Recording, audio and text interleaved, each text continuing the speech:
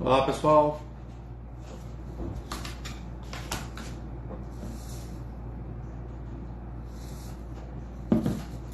Estamos esperando a doutora Márcia Yamamura.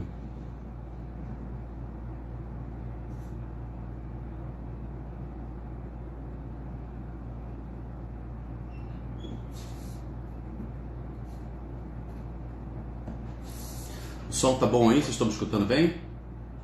Dá uma acenada ou faz alguma coisa só para eu ter noção de que tá bom ou se não tá. Tá testando antes dela chegar aqui. Beleza, obrigado, Ricardo. Bom, enquanto a doutora Márcia não chega, já vou apresentando um pouquinho dela. A doutora Márcia é acupunturista, é atual vice-presidente da Colégio Médico Brasileiro de Acupuntura. A proposta de hoje é a gente fazer um paralelo entre o método clínico centrado na pessoa e o que ela veio a chamar de medicina emocional. Para mim é novidade, eu também não sei. Eu estou aqui para aprender também e escutar dela o que vem a ser isso. A doutora Márcia é uma pessoa muito estudiosa, muito apegada na questão da ciência, e eu acho que ela vai ter muita coisa a contribuir para a nossa conversa aqui hoje. Então aproveitem, preparem suas perguntas. O assunto de hoje tem a ver mais com uma medicina voltada para a pessoa e não para a doença. E vamos ver o que vai dar. Assim, a doutora Márcia é bem conhecida no Brasil. Só esperando ela entrar aqui. Fala, Bruno!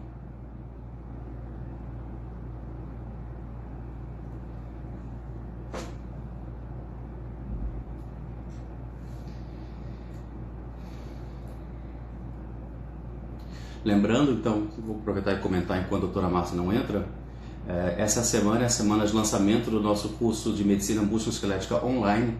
Quem teve a oportunidade de assistir as Masterclass que nós deixamos abertas ao público até anteontem, entende do que eu estou falando. Quem não souber do que eu estou falando, entra nas nossas redes sociais, pode ser aqui no canal do Instagram, ou do Facebook, ou até mesmo do YouTube, e vai ver o curso online inteiro que nós preparamos para vocês. O objetivo é sensibilizar o maior número de pessoas possível sobre essa questão da medicina musculoesquelética e o que nós podemos... Aqui, chegou a Márcia. Vamos assinar para ela aqui. Então, chegou a doutora Márcia, vamos começar a nossa conversa. Vou convidar ela aqui.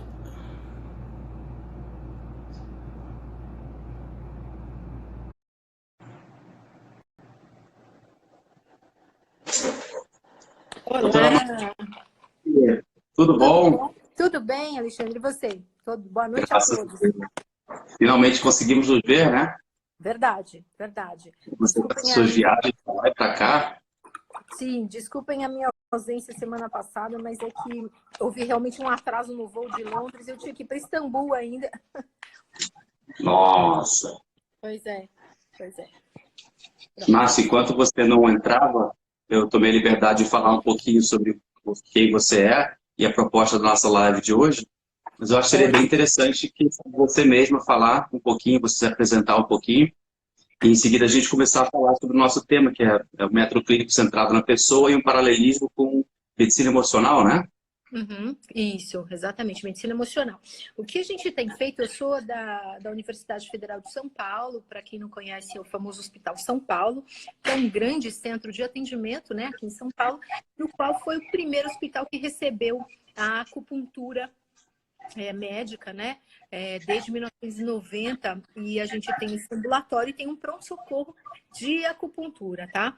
Além disso, nós temos também um ambulatório que trata das emoções dos pacientes, né? Assim como vocês ouvem o doutor Alexandre falar sempre, é muito importante a gente conhecer a história de vida da pessoa, os fatos mais importantes, relevantes, né, na vida dessa pessoa, claro, onde ela trabalha, o que ela faz, se ela gosta, o relacionamento que ela está, quem foram os pais, como foi criado, tudo isso influencia muito, né, não só na formação da personalidade, mas da pessoa e da formação de doenças. E é isso que a gente estuda, é assim que a gente trata, né, os nossos pacientes lá, gratuitamente pelo SUS, tá? E a gente tem conseguido ajudar os pacientes ao longo de 5 anos aí de ambulatório, tá? Legal. Além do mais, eu sou pediatra, sou acupunturiatra, né? Sou de formação, sou pediatra também. A gente tem um ambulatório dos pequenos lá no Hospital São Paulo também. E eu acho que eu estava falando com o Alexandre, né?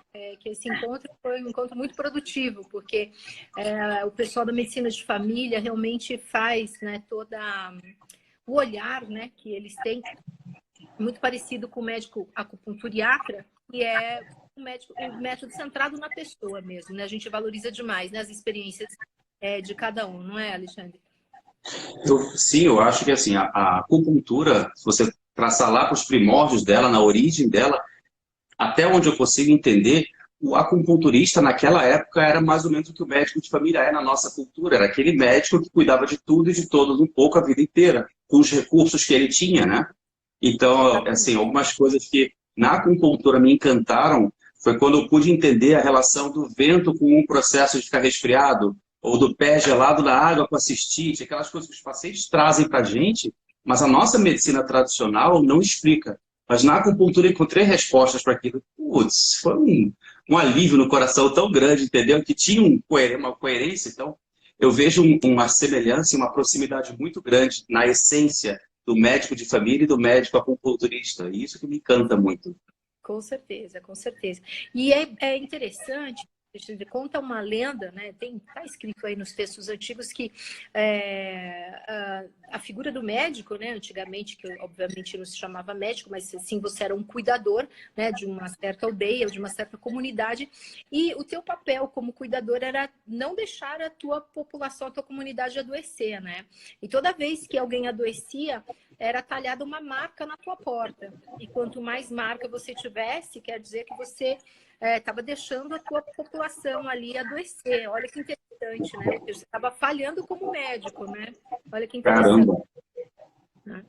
E eu acho que a gente precisa resgatar um pouco disso, né? Não só os médicos, mas como os outros profissionais de saúde e a própria população, né? A gente tem que resgatar essa ideia do não adoecer, de manter a saúde, né? Prevenção. Exatamente. Existe um outro ditado que o professor Issal, que é nosso chefe, fala muito: esperar ter sede para cavar um poço pode ser tarde demais, né? Eu acho que isso também vai bastante desse aspecto preventivo da medicina antiga, que é também o que faz o médico de família, sem dúvida nenhuma.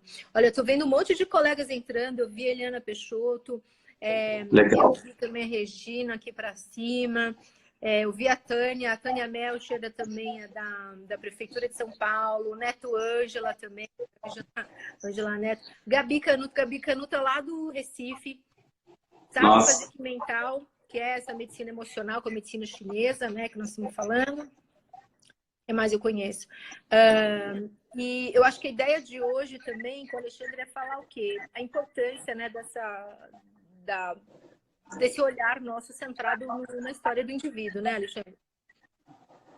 E como ontem eu fiz uma live com um farmacêutico que é PhD em farmacologia, e eu achei muito legal na fala dele, ele falou assim, olha, eu como farmacêutico, eu sou muito mais de desprescrever do que de estar favorecendo a farmacologia. Eu acho que a gente tem que parar de tratar sintoma e começar a tratar pessoas. Então, eu achei fantástico isso que ele falou, sabe? Um farmacêutico falar assim, eu achei muito legal.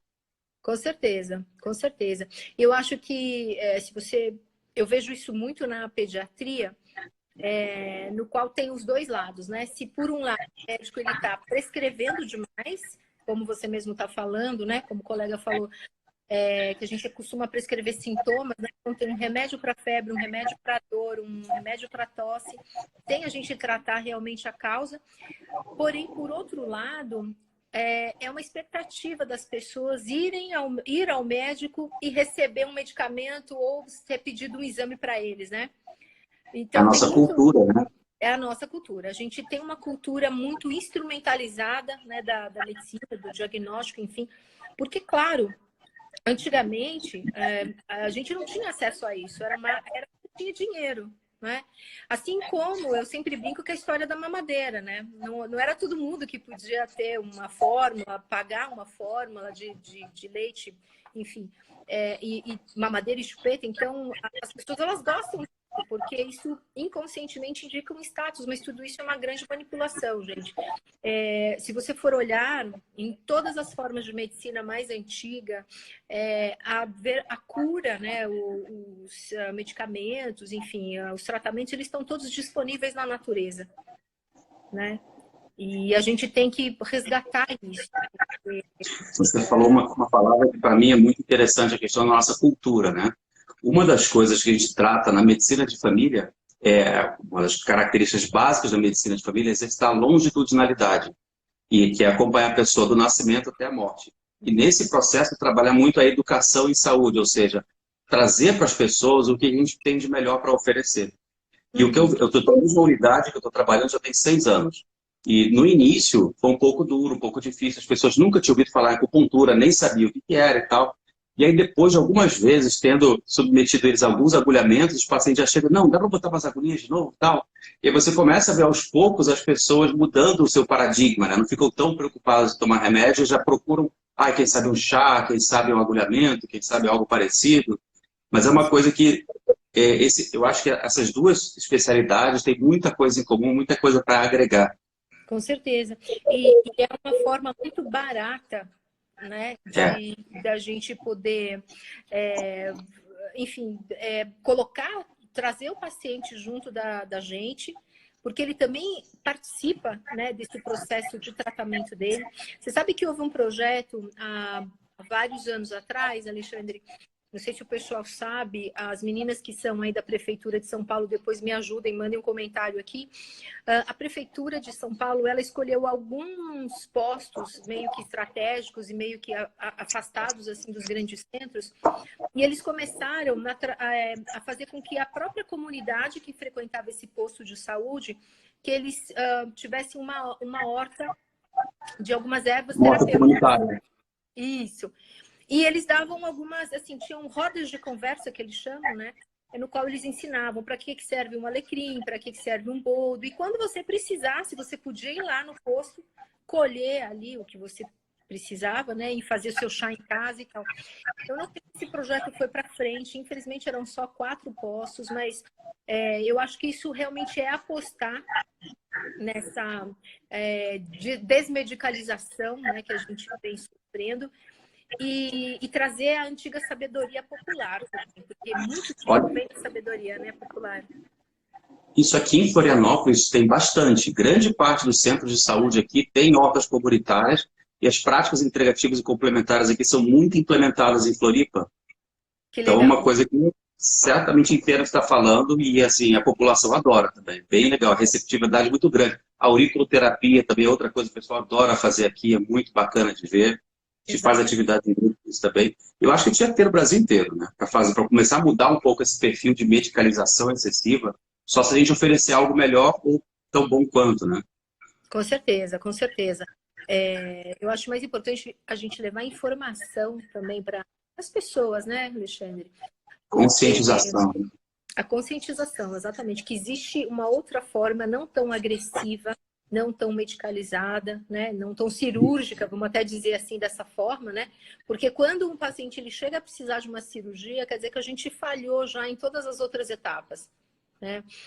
O professor, nosso chefe, professor Issalski, sempre fala o seguinte, é que a cirurgia ela é o fracasso da medicina, né? É o nosso ponto final ali, né? Quando a gente tem que chegar a fazer uma intervenção mesmo que tem que reparar cirurgicamente, é porque a gente falhou mesmo em todos os outros processos anteriores, né? Que pena para a gente e para o paciente, mas, né? Vamos lá, eu vou fazer um pouco o papel do advogado do diabo. Eu vejo em grande parte também, às vezes o paciente não se compromete com o tratamento, né? Às vezes o que ele precisa fazer é fechar a boca, às vezes tem que parar de fumar, e o cara não quer. E aí, não dá para dizer que é culpa do médico. Com certeza. Existem o que eu percebo é o seguinte, existe uma postura, né, do paciente, especialmente o paciente ocidental, do meio, né, do mundo ocidental, que fala, olha, agora eu tô aqui na tua frente, você que se vire para me tratar, né, ou seja, o médico... Aqui o meu problema, resolva. Você resolve, né? sendo que realmente, né, o quanto ele está disposto a mudar, né, os seus hábitos e etc. Todo ser humano é um pouco preguiçoso, né? A gente quer ficar na nossa zona de conforto, né? Segundo, né, o que você falou é bastante interessante. Por que é tão difícil parar de fumar ou conseguir fazer uma dieta ou, enfim, parar de beber, né? Então, por isso que a gente tem esse olhar cuidadoso para a história do indivíduo, porque, obviamente, ninguém fuma porque quer por livre e espontânea vontade, entende? Existem registros emocionais ali que não conseguem fazer com que esse indivíduo deixe o cigarro, deixe a bebida ou comece a ter um hábito mais saudável, enfim, né? E é por isso que a gente também tem que olhar para quem é esse indivíduo. Ele não é Isso só a faz matéria, sentido. não é só o corpo, né? Eu já escutei algumas vezes, assim, N vezes, pacientes, alguns pacientes assim, não, eu parei de fumar na marra, não precisei de remédio, não precisei de nada, e parei e nunca mais fui ter um cigarro na boca, eu tenho força de vontade. Enquanto tem outros que dizem, olha, já tentei de tudo, não consigo parar de fumar. E aí você fala uma coisa que de repente faz sentido, tem que ver o histórico deles, né? Como é que aconteceu essa história, o que o cigarro representa para ele? Com certeza. Com certeza. O número de mulheres, por exemplo, que começou a fumar foi muito grande, né? Mas por quê? Se a gente for voltar para o século passado, 1940, 1950, o tabaco, o cigarro, ele era visto como o quê? Como um símbolo de status, de poder, Independência, força. independência, força, né? Então, era muito chique você ver as mulheres, as pessoas fumando, e as mulheres também, quando veio aquela coisa de vamos queimar os sutiãs e queremos igualdade, né? O homem com a mulher, a gente também se espelhou nisso, né? Então, eu sempre falo, no ambulatório de medicina emocional, a gente tem isso, né? Qual é o registro bom que você tem, mesmo que seja de um vício, né? Você associou ao fumar, né? Ou no caso, fumar ou beber, enfim, a um registro bom. Então, alguém que eu admirava fumava, ou alguém da minha família, ou meu pai, ou minha mãe fumava, ou aquela tia, enfim, né? Tem uma representação boa, uma simbologia, né? Que a gente diz boa em relação a isso, mesmo que seja ruim, tá? Então, a gente precisa olhar, né, para a história ali do indivíduo, porque senão não dá certo. Eu fiquei curioso agora, vocês têm um ambulatório de medicina emocional, é isso? Emocional. Isso, exatamente. Por quê? Qual? Porque a própria medicina chinesa fala o quê? Ela dá muita importância para as emoções como fator de adoecimento, né? Então, o Sim. que o professor Isao fez, né? O Isao Yamamura, que é nosso chefe, fez? Ele aliou, ele compilou, na verdade, o que a gente tem mais de moderno, que é a nossa medicina neuropsicoimunoendócrina, que é, né, toda aquela parte do sistema límpico das emoções, e essa interpretação, ele fez essa associação com o conhecimento da medicina tradicional chinesa. Né? Então, isso saiu uma teoria chamada Qi mental, Qi é energia e mental, né, seriam as Sim. emoções, e que a gente hoje está chamando de medicina emocional, que é um termo mais fácil para as pessoas entenderem. Então, a gente sabe que esses registros, né, de memória com conteúdo emocional, eles vão sendo gerados desde a vida intrauterina. Faz diferença se você veio de uma gravidez que foi programada, que foi desejada ou não, né? Então, a gente precisa ver qual contexto esse indivíduo foi gerado. Muitas das vezes a mulher quer salvar o casamento, aí ela engravida. Ou ela não queria engravidar, engravidou, e aí teve que se unir uma pessoa que talvez ela não quisesse, e vice-versa, né? É muito comum os casais falarem, olha, aconteceu, né? E aí aconteceu a gravidez, né? E as pessoas acabarem ficando juntas, etc.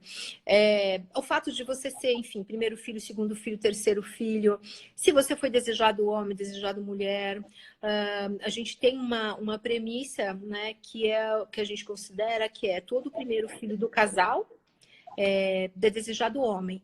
Então, se você é primeiro filho e nasceu homem, ok, né? Você cumpriu essa expectativa. Agora, se você é primeiro filho, desejado homem, mas nasceu uma menina, né? Você não cumpriu essa primeira grande expectativa. Então, isso acaba modelando, acaba direcionando a parte mental e emocional dessa mulher, inclusive com uma sensação de que ela nunca vai cumprir uma expectativa, que é uma expectativa primária dela, que é cumprir o papel de ser homem, e ela nunca vai ser. Né? E isso delineia aí claro todas comportamento, preferências, até o próprio funcionamento da psique dela, né? Então são mulheres que são assim mais ativas, mais guerreiras, elas batalham, elas são conquistadoras, executoras, por causa dessa parte mental mais masculina, né? Porque ela está tentando corresponder aí ao sexo desejado. E com isso também ela pode ter mioma, infertilidade, cisto no ovário, questões ginecológicas, que também não adianta a gente só ficar tratando, seja com medicamento ou mesmo só com acupuntura. Olha que engraçado, né? A gente não vai conseguir tratar nunca se a gente não desfizer esse nó emocional que a gente fala, né?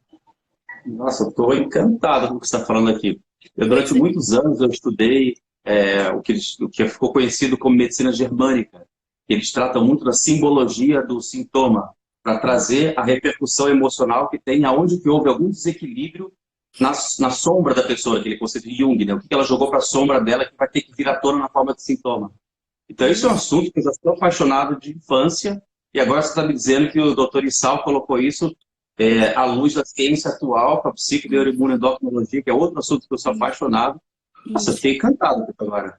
Pois é. E todo o sistema criado por ele de acupuntura, então isso é uma parte, e a outra parte é o quê? Criar sistemas, então a gente tem um sistema craniométrico, né?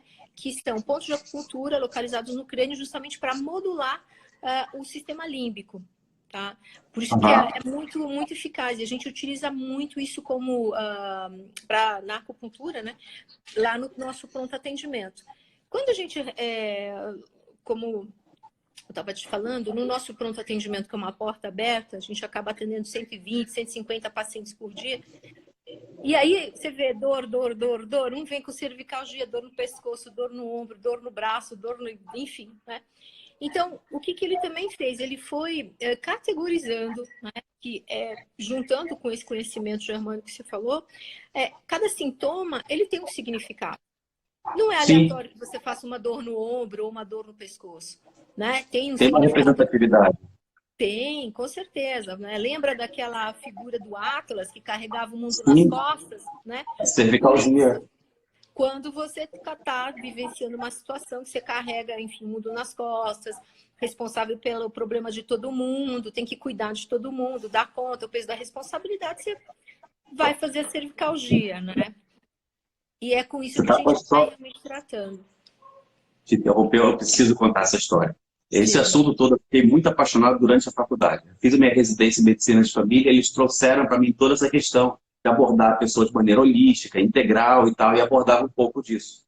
Eu saí da minha residência radiante, vamos mudar o mundo, né? Fui para a Angra dos Reis, onde fui trabalhar num PFCFzinho bem semi-rural lá. E lá eu tentei colocar em prática isso. Chegava alguém com uma cervicalgia, contextualizava isso. Aí foi minha grande decepção. Assim, os pacientes não querem saber isso. Eles querem tomar um remedinho e fazer o exame. E aí, putz, tentei aí, durante um ano fazer aquilo, insistir, mas eu vi que assim, não adianta remar contra a maré. E o que eu aprendi é que assim, a gente vai tentar abordar com quem está aberto para isso, mas quem está fechado, só quer saber aquela coisa de remédio, exame, é muito sofrido tentar abordar isso. É verdade isso, realmente, até porque a nossa cultura é muito imediatista, né? Você vê que um dos medicamentos que mais vende é o quê? Aquele tomou, melhorou na hora, né? Tomou, sumiu, né? Enfim.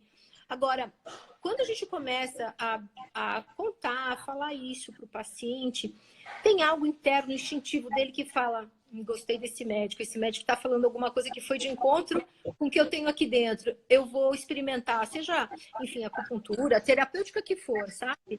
Então, é uma questão da gente poder levar a informação, seja hoje por meio das mídias sociais, seja por meio de entrevistas, do YouTube, seja lá o que for, mas o paciente, quando ele ouve a informação, isso vem de encontro com ele, sabe? Aqui dentro mesmo do coração ele fala, é verdade, eu não preciso tomar tanto medicamento assim, é verdade, todos nós temos um mecanismo de autocura, não é verdade? Nós temos mecanismos para se curar. Então, quando a gente está desequilibrado, a gente começa a apresentar dor, doença, etc. Mas, assim, não necessariamente a gente precisa de uma intervenção, né? É o que a gente fala, seja uma intervenção medicamentosa ou uma intervenção, às vezes, até da agulha da acupuntura. Às vezes a gente não precisa disso. Às vezes a gente primeiro precisa cuidar, olhar para si mesmo, né? para ver como é que a gente está encarando, né, a vida, os problemas, etc. Porque senão é um ciclo vicioso, né? Não sei se você tem essa impressão, né, Alexandre? Às vezes você conserta uma Total. coisa, aí outra coisa aparece. Aí você conserta outra, Sim. aparece outra coisa, né? Então a gente precisa ter esse cuidado mesmo, né? Para que a gente tenha um olhar ali mais tratar assim de uma forma diferente. Mas me tira uma dúvida aqui. No pronto-socorro, vocês conseguem abordar essas questões? Sim, de uma forma, a gente tem uma metodologia que a gente organiza a linha de raciocínio, né? Na verdade, a gente tem uma sistematização, que é um pouquinho...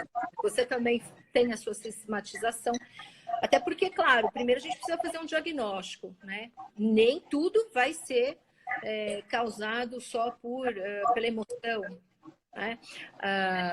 Às vezes a gente já tem um comprometimento da parte física mais importante e às vezes a gente precisa até de um apoio medicamentoso. Agora, quando a gente percebe se tem um componente emocional envolvido, se ela está somatizando algo que está reprimido, por exemplo, seja no ombro, seja no pescoço, isso me norteia a escolher pontos melhores e mais eficazes para o tratamento Sim. e, portanto, para a resolução do paciente, entendeu? Então, E no pronto-socorro, vocês usam essencialmente a craniopuntura ou vocês usam os meridianos tradicionais não, também? a gente usa os meridianos, a gente tem que conhecer muito função de ponto, mas basicamente a gente começa tratando, quando é o caso, né, os meridianos distintos, depois os curiosos e depois os principais, né? Tanto que a gente também tem que diagnosticar, para quem está aí na live e não entende de acupuntura, cada ponto tem a sua função, né? E assim como cada remédio, cada medicamento tem a sua função, cabe a gente saber qual é o melhor ponto para usar, uma vez que eu faço o diagnóstico. Por isso que a gente insiste tanto no diagnóstico. É importante ter o diagnóstico, tá? Por exemplo, se for uma condição miofacial, eu tenho alguns pontos melhores para tratar do que quando é uma condição emocional, por exemplo. Tá? Então, é por isso que a gente precisa realmente ter o conhecimento, fazer o diagnóstico para que a gente possa escolher melhor a melhor combinação de pontos possível. E de uma forma efetiva, eficaz. Como eu te disse, é um pronto-socorro. Então, eu não posso colocar 30, 40 agulhas no paciente. Né? A acupuntura ela é muito efetiva, muito eficaz, e ela não precisa de tudo isso. O efeito dela é imediato, né? Vocês já viram várias lives aqui do Alexandre que parece mágica mesmo, né? Mas parece mágica porque ele está pegando o ponto certo. Ele fez o diagnóstico e está pegando o ponto certo. Que fantástico. Eu fiquei curioso com essa sistematização, porque eu vejo assim, o próprio método clínico centrado na pessoa, a gente tem que sentar, e escutar e conversar, e uma consulta dessas, bem feita, dura no mínimo 20, 30 minutos. Sim. E assim, eu trabalhei 6 anos no pronto-socorro lá no Rio de Janeiro, Miguel Couto, que é bem movimentado, e eu lembro que assim, era 5 minutos para o paciente e lambos beijos, né? Não dá para fazer muito mais daquilo, porque a demanda fica vindo, né? Por isso que, dentre o meio da acupuntura, o professor Saul é muito honrado nesse sentido, porque ele ensina realmente os alunos médicos dele a fazer um diagnóstico. Então, existe uma frase, na verdade um poema, que está escrito no Ling Shu, se eu não me engano, que é um livro antigo, né, um dos mais antigos livros da medicina chinesa, que fala o seguinte: se você precisa olhar, escutar, ver e palpar o paciente para você chegar a um diagnóstico, você é um médico medíocre, que ele fala, né? Se você consegue fazer um diagnóstico apenas pela palpação, você é um médico mediano. Agora, se você consegue fazer o diagnóstico, olha só, somente na observação, assim, você é um verdadeiro médico, o médico mestre que ele fala. Cara, Olha que exigente, hein? interessante. Olha que interessante. Então, claro, toda a nossa metodologia também é baseada nisso, de muitas das vezes você ver um sinal ou reconhecer um sinal propedêutico nesse paciente e você já iniciar o teu raciocínio clínico. E o que você vai fazer? Você só vai palpar os pontos para confirmar o diagnóstico que você já está supondo, né? Então, a medicina chinesa ela é fantástica nesse sentido, porque a gente sabe como é a interação daqueles 5 movimentos. Então, você consegue entender por que um paciente cardiopata ele também tem problema no pulmão, por exemplo, né? Ou um paciente renal, ele tem um problema, né, no sistema digestivo dele, ou pode começar a apresentar um diabetes, ou também uma aterosclerose, e assim vai, que é a evolução ali do que foi descrito pelos antigos chineses aí há tantos mil anos atrás, né? Então, não é aleatório. A gente, como médico ocidental, a gente consegue perceber algumas associações, que a gente chama de comorbidades, né? É muito comum. Mas, assim, a gente não consegue predizer para onde o paciente vai, o que ele vai fazer. E pela medicina chinesa, pela acupuntura, a gente consegue. Né? Isso é maravilhoso.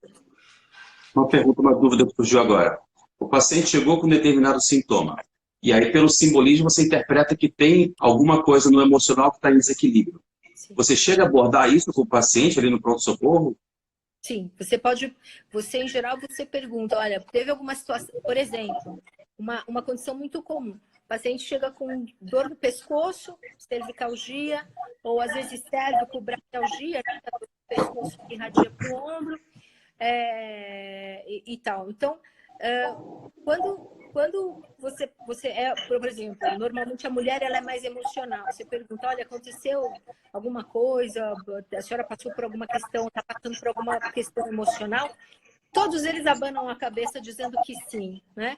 E a gente tem, né? Como ela está manifestando dor no pescoço, por exemplo, olha só que interessante. As emoções que são reprimidas, né? Elas adoecem a gente. Essa é a premissa. Então, e as emoções, elas procuram lugares, são locais de somatização, né, da emoção ruim. Por quê? Sabe aquela panela de pressão e a válvula? Sim. Então, a gente precisa daquela válvula para quê? Para sair a pressão e excesso que está ali dentro, senão a panela explode. A gente tem esse mesmo mecanismo. Então, existem pontos intervertebrais no qual saem as emoções ruins. Olha que interessante. Cada local está associado com uma emoção. Então, por exemplo... Legal. Pode falar. Para aproveitar esse gancho e fazer uma paralelismo que eu acho bem interessante. Então, o que você está me dizendo é, a gente vai ajudar o paciente a esvaziar o excesso de pressão. O paciente é passivo. Mas a gente... E se a gente consegue botar o paciente para refletir, de modo que as fichas caiam e ele mesmo consiga elaborar e botar para fora a pressão? Botar para fora aquilo que está amargurado, angustiado e aliviar por conta própria. Se é uma emoção leve, ele consegue sozinho. Se não, não. E a gente sabe que a gente vai escrevendo uma história, né? Então, por exemplo, se eu te perguntar, para o paciente, dona Maria, a senhora tem, sei lá, tristeza? Tenho. Você fala, por quê? Porque meu filho saiu de casa... meu marido faleceu, então estou triste, estou síndrome do ninho vazio, aquela história toda. Mas se você vê que, assim, mesmo isso é tratar um sintoma que ela está tendo, porque ela já vem escrevendo uma história de tristeza ao longo da vida dela, né? Então, o que a gente médico enxerga? A gente pode enxergar uma cervicalgia, ela pode ter tido, sei lá, pneumonia de repetição, ou uma bronquite, ou foi uma criança que já teve bronquite, ela foi uma criança chorona, foi uma criança tristonha. Isso tudo vai dizendo a história de tristeza dela. Tanto é que hoje a gente fala o quê? Tem as doenças da tristeza, tem as doenças da raiva, tem as doenças causadas pela preocupação. Fantástico, os arquétipos. Isso, exatamente. Então, mesmo que se você tratar só uma dor dela hoje, você também não está tratando as doenças da tristeza que ela está escrevendo. Daqui a pouco ela vai fazer mais uma, por exemplo, um câncer. Não é verdade? Então, assim, só tentando entender melhor, um paralelo com o que eu já consegui aprender até agora nos outros livros que eu li. Cada pessoa tem um formato, uma moldura. Pode ser a moldura da raiva, da tristeza, do pânico, do medo. e aí dentro dessa moldura ele vai manifestar o leque de opções que tem ali dentro.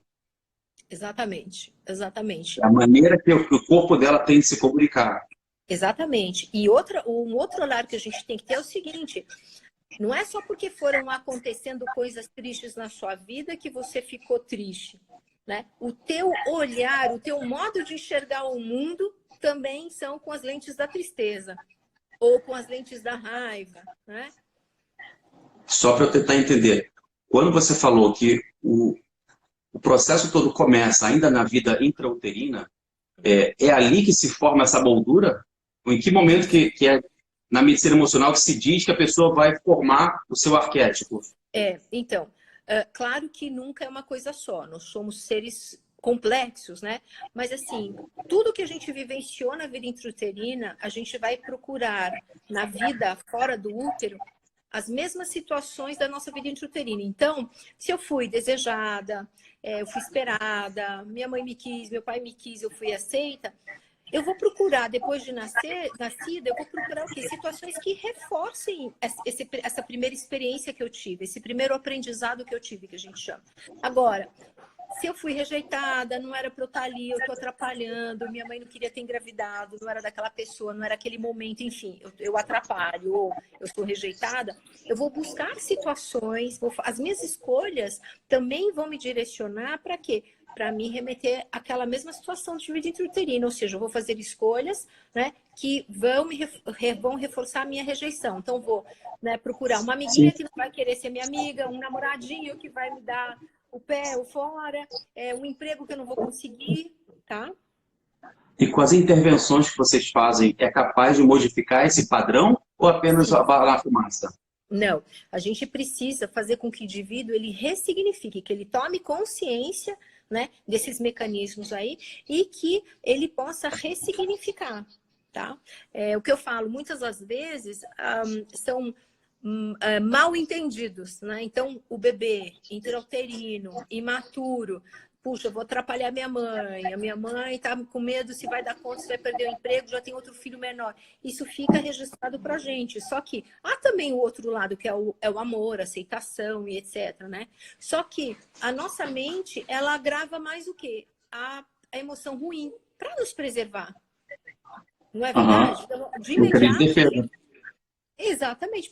É um mecanismo de defesa e de aprendizado nosso. Então, isso tudo tem que ser ressignificado. Tá? Uau, bom. Outra coisa que eu pensei, essa conversa pode ir muito longe. Porque quando você fala que o processo todo começa na vida intrauterina, vai cedo ou tarde vir aquela pergunta. Então, quando que começa a vida? É na concepção? É na primeira respiração? É na fertilização? Sim. Então, a gente não dá, quando nós ensinamos, né, os médicos essa técnica, a gente não dá essa conotação religiosa de a igreja, cada religião fala uma coisa, tem o budista, o espírita que fala que a gente vem de encarnações anteriores, etc. Né? Outras religiões não. Então, o que a gente sempre fala é o seguinte, que cada coisa que você passa na tua vida, né, ela não é aleatória. Você nunca vai ser uma vítima, né, da situação. Da mesma forma como num evento, assalto, existe o ladrão, existe, mas existe você que é a vítima, né? É o encontro. Você precisou estar naquele papel de vítima e aquele ladrão, enfim, precisou estar naquele papel de te roubar. Então, sempre é um encontro, né? Da mesma forma como, todos os pacientes entendem quando a gente fala isso, você não veio aleatoriamente filho da sua mãe, filho do seu pai. Foi uma escolha, foi um acordo, né? Seja para aprender, seja para resgatar. Tem pessoas que chamam de karma, de dharma, pode dar o nome que você quiser, mas não é aleatório, né? Então, a gente também participou, a gente também escolheu e combinou vir nessa família.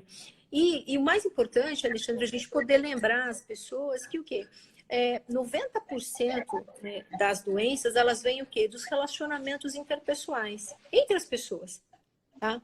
O trabalho, você pode até ter, enfim, movimentos repetitivos no teu trabalho, você pode ficar estressado, mas, em geral, o trabalho ele não adoece. Ele pode até te cansar, te consumir, mas não é ele que te faz adoecer. O que faz adoecer são as relações pessoais.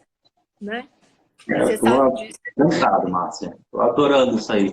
Quanto tempo que é essa formação do Medicina Emocional? Para quem quiser fazer São isso? 8 meses, né? Que a gente tem um começando agora em maio. Vai ter um em Fortaleza, Fortaleza começa em maio e aqui em São Paulo também, começa em maio. Tá? São 8 meses de formação. Você está super convidado, claro, né? É presencial ou dá para fazer à distância? Dá os dois. A parte prática do atendimento de pacientes, aí precisa fazer presencial, mas dá para você condensar, né? Mas toda a parte teórica dá para você ir acompanhando no online, sim, tá? Em que a gente vai dando uma série de informações, né? E vendo quando é que a gente começa a adoecer, a questão da vida intrauterina, a gente vai avaliando cada período aí, né? E as dores também, né? O nosso corpo, ele fala, né? Tem aquela velha Sim. história que o corpo fala, né? Então Quando ele a está boca te cala, o dizendo. corpo fala, né? Mas é exatamente, né? Quando a gente reprime a emoção, a gente começa a adoecer. E mais importante que isso, acho que mais do que assim, puxa, eu passei raiva e fiquei calada, não pude falar.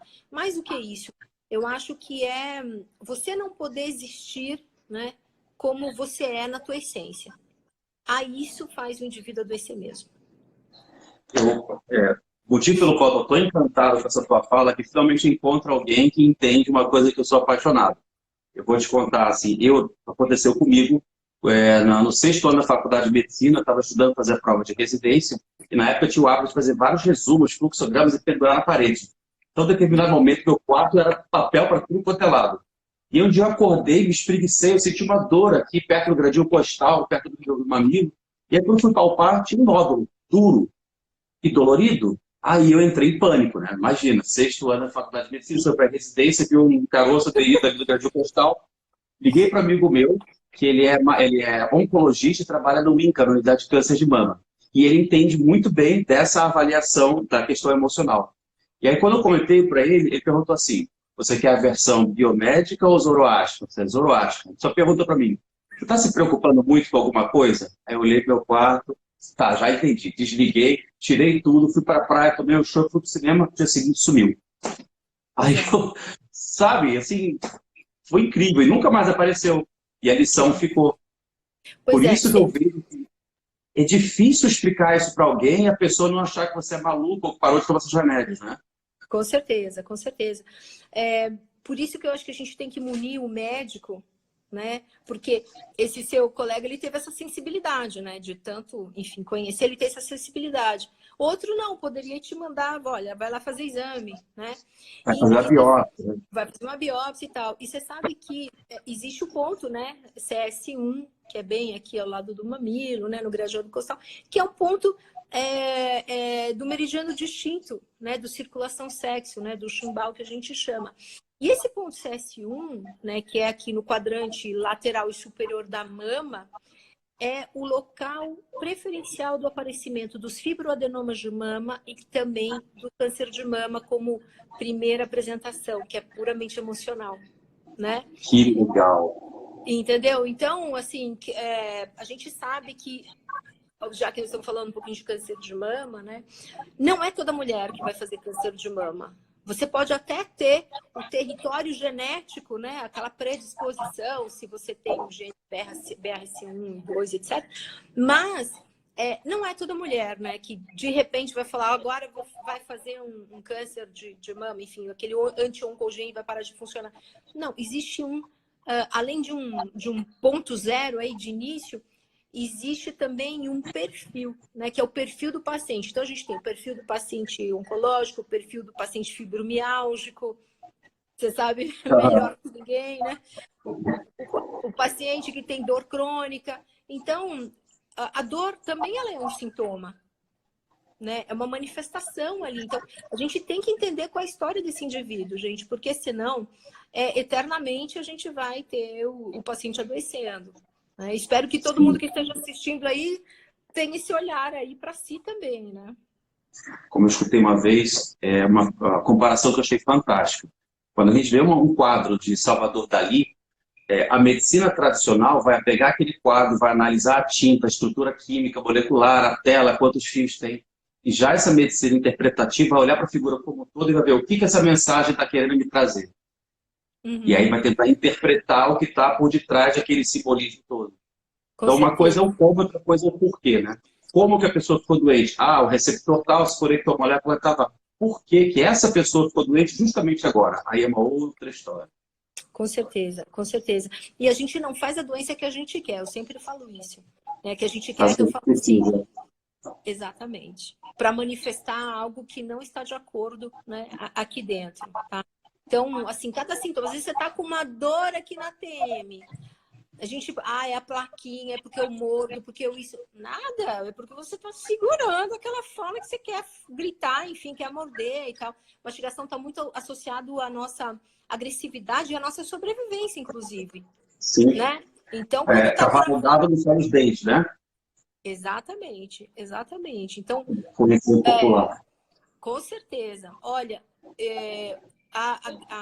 os conhecimentos da medicina que a gente tem, né, nas medicinas mais antigas, ela era o quê? Observacionista. Então, da observação, né, é que Sim. veio tudo isso que a gente está falando, né? Tratei por 1 ano e meio coluna de forma muito dedicada. Fui para cirurgia de artrodese. Não acho que o médico tem culpa ou eu. Então, não consigo ver o nome da pessoa, consigo só ver o nome no Instagram, mas assim, pense que, como eu te falei, para chegar a fazer uma artrodese, né? Isso quer dizer que isso Tem já várias outras sinais antes.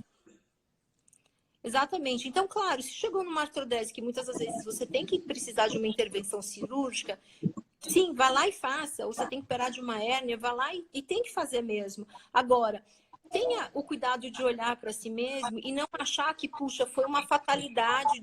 Vocês acham que realmente, de repente, o osso começa a ficar de um jeito ou ficar de outro, assim, é porque eu sinto torto, porque eu carrego muito peso. Se fosse isso, ou os movimentos repetitivos, se fosse isso, todo mundo teria isso, e não é a verdade, né? E uma coisa que o professor Stalf também fala, Alexandre, não sei se você teve com certeza você tem essa percepção, né? Ele, como ortopedista, que era... Ele é ortopedista? Ele é ortopedista. Meu pai é Não ortopedista. sabia. Que legal. Lá atrás, ele falava o seguinte, puxa vida, mas eu faço uma intervenção, faço uma cirurgia, um paciente vai bem, o outro não. Não tem a evolução que a gente quer. Você fala, mas tudo bem, existem gradações, níveis de acometimento diferentes. Você fala, não, mas puxa vida, o mesmo perfil de paciente, do mesmo jeito, com a mesma indicação, no mesmo estágio da doença, mesma técnica cirúrgica, por que um vai 100%, o outro não? Né? O que será que eles têm de diferente? Né? E por que para a cirurgia foi muito bem, evolui super bem, e para outros não? Então, tem alguma outra coisa no meio do caminho que a gente não está sabendo lidar, né? Isso, a acupuntura, né, a medicina chinesa, ela explica boa parte, e se a gente coloca a questão emocional junto para entender a história desse indivíduo todo, aí você completa o 100% de compreensão, tá?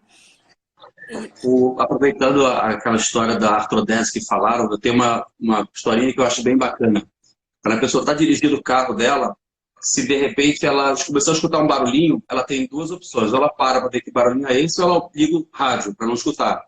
Aí daqui a pouco o carro começa a tremer. A pessoa abre a janela para sacudir tudo e ele não percebe. Daqui a pouco o carro para. Né? Se o barulhinho está dando sinal de que tem alguma coisa. Cabe a nós termos a sensibilidade de observar atentamente logo nos primeiros sinais para não ter que quebrar o carro e aí depois a gente vê o que está acontecendo. Né? Com certeza, com certeza. E nós, ocidentais, nós somos muito materialistas, né?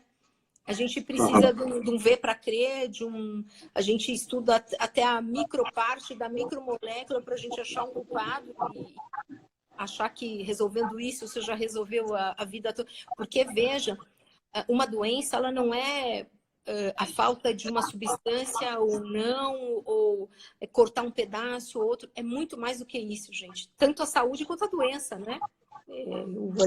É aquela história da figura de Dalí, né? A medicina está querendo a estrutura nanométrica da molécula da tinta do não sei o quê.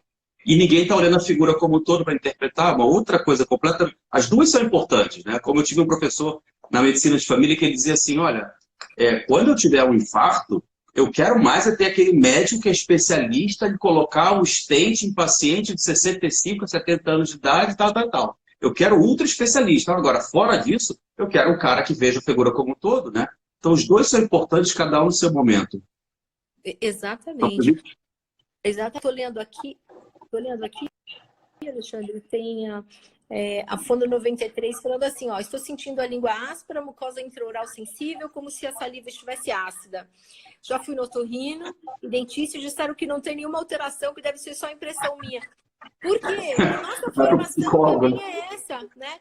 Se eu não tenho nada palpável ou se não tem nenhum exame alterado, eu como médico vou falar, ó, espera chegar alguma coisa para quando tiver alterado eu consigo tratar, né? Olha que interessante isso.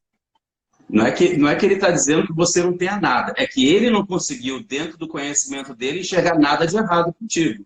Exatamente, exatamente. E para a medicina chinesa é fundamental, né? A gente faz o diagnóstico pela língua. Realmente a língua, ela traz informações de todos os outros órgãos, então ela altera de tamanho, ela altera de cor, ela altera na aspereza dela, né? No revestimento dela. Então, se você mostrar a tua língua, quem for a Fono 93 aí, para alguém que faça medicina chinesa, ele vai conseguir te explicar por que você está sentindo tudo isso, né? E a Juliana P. Forte está falando, olha, eu tenho dor miofascial repetida no infraespinhoso. E aí, Alexandre, o que a gente faz? Essa eu conheço muito bem, porque fica o tempo todo no celular aqui assim, olha. E aí fica contraindo o infraespinhoso, é má postura e falta de condicionamento físico. Com certeza. O alongar é muito importante para a medicina chinesa, né? O que eu acho fantástico dos chineses é que tiveram sacadas lá milênios atrás, colocar na cultura a atividade física que agrega a questão da postura, respiração e fortalecimento muscular. Não faz parte da cultura deles, né? Você vai em qualquer praça pública na China até hoje, manhãzinho cedo, tá todo mundo fazendo seu tai chi. E aqui o pessoal está treinando rebolar funk. Exatamente, exatamente. Agora, por que também eles vejam que todos os movimentos, né, do Tai Chi Chuan, enfim, né, do Liang Kun, eles são movimentos que eles priorizam o que? O movimento das articulações, porque são os locais que mais causam estagnação de energia, do fluxo do Qi. Por isso que as articulações elas foram feitas moles, né? Para justamente você poder se movimentar, mas por causa das dobras, né? Das quebras, assim, a gente tem maior propensão a estagnar o fluxo de energia. Então, todo mundo deveria se alongar, e não só alongar, fazer movimentos aí naturais, né? E vejam que como a gente estava falando, né? Toda a medicina chinesa ela é observacionista. Os exercícios, né? Eles têm nomes assim, da postura, sei lá, do dragão, da lebre que está se espreguiçando, do não sei quem que está abraçando a árvore. Então, tudo isso são movimentos, inclusive, dos animais, né? É muito interessante isso. Né? Então, como essa foi nasceu da observação dos animais, né? Com certeza, com certeza. Né? Eu acho que a tecnologia ela vem aqui para nos auxiliar, sem dúvida nenhuma, mas a gente precisa resgatar essa medicina mais natural. Né? Essa coisa radical de ser totalmente contra remédio, totalmente contra isso, totalmente contra a vacina, eu acho que aí também é um outro extremismo. Né? Assim como a automedicação também né? A gente também faz uma automedicação, né? Você faz supermercado lá na farmácia. Mas a gente precisa, né? Eu falo para isso, que é livre demanda o negócio, né? É tudo ali para você pegar o que você quiser. Mas a gente precisa resgatar isso. Olha, Adelaide... Ô, Adelaide, tudo bom? Ela está falando, olha, tenho fibromialgia, é consequência do emocional também? Sim, né? Sim. Imagina você num estado de tensão frequente. O que vai acontecer, né, com os teus músculos? Eles vão realmente doer. Aí vai ter ponto gatilho para tudo quanto é lado, né? Sem dúvida nenhuma. E a fibromialgia, a gente fala que tem o perfil, né, de personalidade do paciente fibromiálgico. Então, eles são, em geral, muito se cobram muito deles mesmos. Eles têm um padrão Só falta pegar o chicote e ficar batendo assim, né? Sofre, desgraçado, sofre, toma. Isso. E a dor, ela tem um simbolismo também, né? Tem um simbolismo de purificação, inclusive. Quem é que... Essa eu conheço, de qual? Claro, você não lembra? Quem assistiu aí recentemente o Código da Vinci, que tinha Sim, claro. como chamava? A ordem dos... Eu Que sei, o se cara botava um automutilavam. coxa, sangrando a coxa dele. Isso, mas isso é para você purificar também, né? Para você, pela dor, você purificar o teu espírito, né? É assim na verdade, quando você fazia alguma coisa errada, o que a sua mãe mandava lá atrás, né? Você ficar ajoelhado no milho, era a sua penitência. Para quê? Para você poder meditar, reconhecer seu erro, purificar e acender, iluminar, né? Então, E o que eu vejo como isso está enraizado na nossa cultura. Eu vejo tantas pacientes, principalmente as velhinhas, com essa coisa, mas a vida é assim mesmo, né? Tem que sofrer. Tipo, aquela coisa, a pessoa aceita de que a vida dela tem que ser o sofrimento e não poderia ser outra coisa. Como se isso fosse uma coisa boa, né? E aí fica meio que ruminando essa sofrência, essa coisa, fica se arrastando pelos cantos. Isso É tão difícil. Isso é muito difícil. A Juliana está falando dessa abordagem, com certeza é o futuro da medicina. Eu acho que sim, e por isso que a gente insiste muito em também dar esse conhecimento quando os alunos estão se formando, eu acho que não só em medicina, né? Eu acho que esse conhecimento Para todo mundo. Para todo mundo. Isso seria para a família. Uhum. Ô, Márcia, me diz uma coisa, você nunca apresentou um tema desse num congresso de medicina de família? De medicina de família não, mas de acupuntura sim. Mas isso tem tudo a ver com a medicina de família. Sim. Vamos lá, vou levar. Em novembro vai ter o Congresso Brasileiro, vai ser no Espírito Santo, em Vitória. Eu vou conversar com o pessoal, vou mostrar para eles essa live, porque eu acho que assim, esse conteúdo precisa ser passado para os médicos de família no Brasil inteiro. Por quê? O médico de família vai acompanhar a pessoa a vida inteira.